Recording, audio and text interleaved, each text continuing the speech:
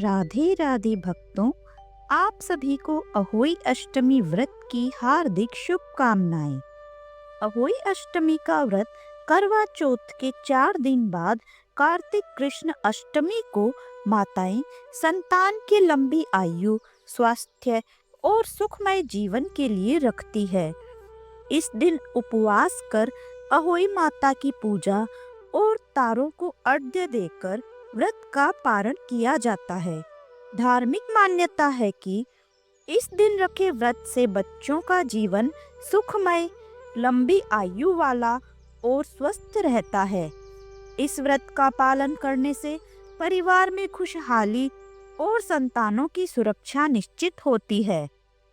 अहोई अष्टमी व्रत के दिन अहोई माता की पूजा के साथ व्रत कथा का भी श्रवण किया जाता है। कथा श्रवण के बिना व्रत अधूरा माना जाता है। अहोई माता पार्वती माता का ही एक रूप है। आज के इस वीडियो में हम सुनेंगे अहोई अष्टमी व्रत में सुनी जाने वाली पौराणिक व्रत कथा। जो सच्चे मन से इस कथा का श्रवण करता है और व्रत करता है, उसे संतान सुख प्राप्त होता है। तो आइए हाथ में गेहूं लेकर श्रद्धा से कथा सुनते हैं। अहोई अष्टमी व्रत कथा। प्राचीन समय की बात है। एक साहूकार था जिसके 7 बेटे और 7 बहुएं थी। उसकी एक बेटी भी थी जो दीपावली के अवसर पर अपने मायके आई हुई थी। दीपावली से पहले घर को लीपने के लिए 7 बहुएं मिट्टी लेने जंगल गई, तो साहूकार की बेटी भी उनके साथ चली गई। जहाँ वे मिट्टी खोद रही थी, वहाँ श्याऊ नामक एक देवी, जो कि शाही नामक जानवर होता है, अपने 7 पुत्रों के साथ रहती थी। मिट्टी खोदते समय साहूकार की बेटी की खुरपी से गलती से शाहू माता के एक पुत्र को लग गई और वह मर गया। यह देखकर शाहू माता क्रोधित हो गई और बोली, अब मैं तेरी कोख बांधूंगी। यह सुनकर साहूकार की बेटी घबराई और अपनी 7 भाभियों से एक एक कर विनती करने लगी, मेरी कोख तो बंध जाएगी, मेरे बदले कोई अपनी कोख बंधवा लो। सबने मना कर दिया, परंतु सबसे छोटी भाभी ने कहा, मैं तेरे बदले अपनी कोख बंधवाऊंगी। इसके बाद जब भी छोटी भाभी के बच्चे होते, वे 7वें दिन मर जाते। लगातार 7 पुत्रों की मृत्यु के बाद वह बहुत दुखी हुई और एक पंडित को बुलवाया। पंडित जी ने कहा, तुम सुरैया गाय की सेवा करो, वह शाहू माता की सहेली है, वही तुम्हारी कोख छुड़वाने में सहायता करेगी। छोटी बहू ने सवेरे जल्दी उठकर रोज श्रद्धा से सुरैया गाय की सेवा की। सुरैया गाय बहू की सेवा से बहुत प्रसन्न हुई और बोली कि तुम मेरी इतनी सेवा क्यों करती हो, बताओ तुम्हें क्या चाहिए, मैं तुम पर प्रसन्न हूँ। तब छोटी बहू ने कहा, मेरी कोख आपकी सहेली शाहू माता के पास बंधी है, कृपया आप उसे छुड़ाने में मेरी मदद करें। सुरैया प्रसन्न होकर उसे साथ लेकर शाहू माता के पास चली। रास्ते में वे दोनों थक गई और आराम करने लगी। तभी छोटी बहू ने देखा कि एक सांप गरुड़ पंखनी पक्षी के बच्चों को डसने जा रहा है। उसने तुरंत सांप को मार दिया और उन बच्चों की जान बचा ली। कुछ ही देर बाद गरुड़ पंखनी वहां आई और खून देखकर समझी कि बच्चों को छोटी बहू ने मार दिया। वह गुस्से में आकर उसे चोंच से मारने लगी। तब छोटी बहू ने कहा, बहन, मैंने तो तेरे बच्चों की जान बचाई है। गरुड़ पंखनी को जब सच्चाई पता चली तो वह बहुत प्रसन्न हुई और बोली कि कुछ मांग लो। तब छोटी बहू ने कहा, हमें शाहू माता के पास पहुंचा दो। तब गरुड़ पंखनी ने उन्हें अपने पंखों पर बिठाकर 7 समुद्र पार शाहू माता के पास पहुंचा दिया। शाहू माता ने अपनी सहेली को आया देखकर कहा, आओ बहन, बहुत दिनों में आई हो। फिर वह बोली, मेरे सिर में जुएं पड़ गई हैं, आओ निकाल दो। तब सुरैया गाय ने कहा कि जो मेरे साथ आई है उससे निकलवा ले।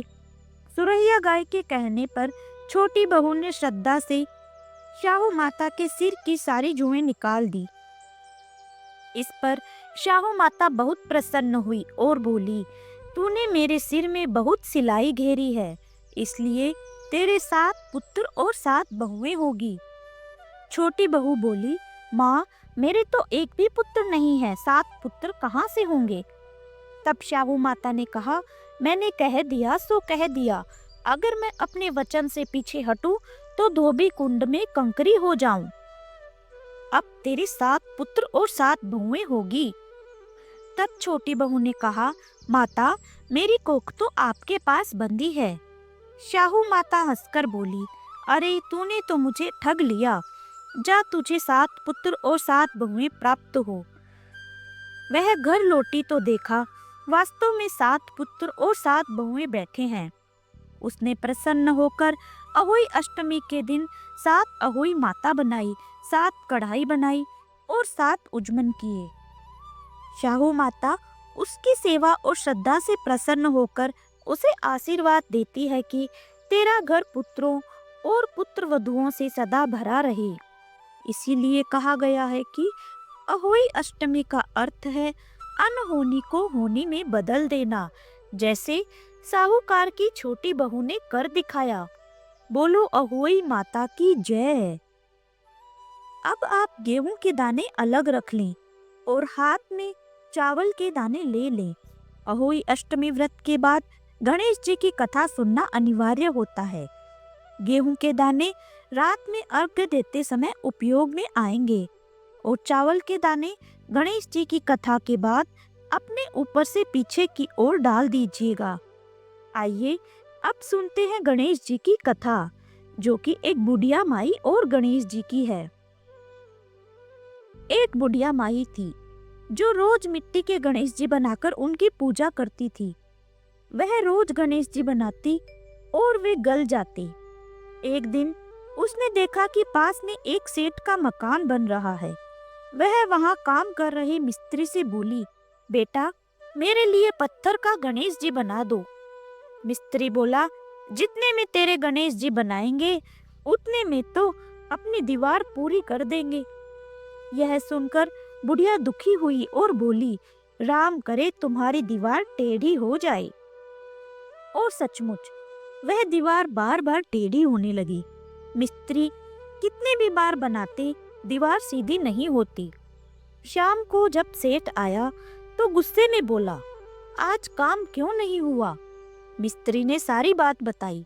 सेठ ने तुरंत बुढ़िया को बुलवाया और बोला, माई तू हमारी दीवार सीधी कर दे, मैं तुझे सोने का गणेश जी बनाकर दूंगा। बुढ़िया माई ने जैसे ही मन में प्रार्थना की, दीवार सीधी हो गई। सेठ ने प्रसन्न होकर उसे सोने के गणेश जी बनवाकर दे दिया। तब से कहा जाने लगा, हे विनायक जी महाराज, जैसे सेठ की दीवार सीधी हुई वैसे सबके काम सिद्ध हों। बोलो गणेश जी महाराज की जय। तो भक्तों, यह थी अहोई अष्टमी व्रत कथा और गणेश जी की कथा। जो श्रद्धा से कथा सुनता है, अहोई माता उसकी हर मनोकामना पूर्ण करती है। अगर आपको ये अहोई अष्टमी व्रत कथा पसंद आई हो तो वीडियो को लाइक, शेयर और चैनल को सब्सक्राइब जरूर करें। कमेंट में जय अहोई माता और जय गणेश जी महाराज जरूर लिखें। अगर आप हमें फेसबुक पर देख रहे हैं तो पेज को फॉलो अवश्य करें। तो फिर मिलेंगे एक नई पौराणिक कथा के साथ। जय श्री कृष्णा, राधे राधे।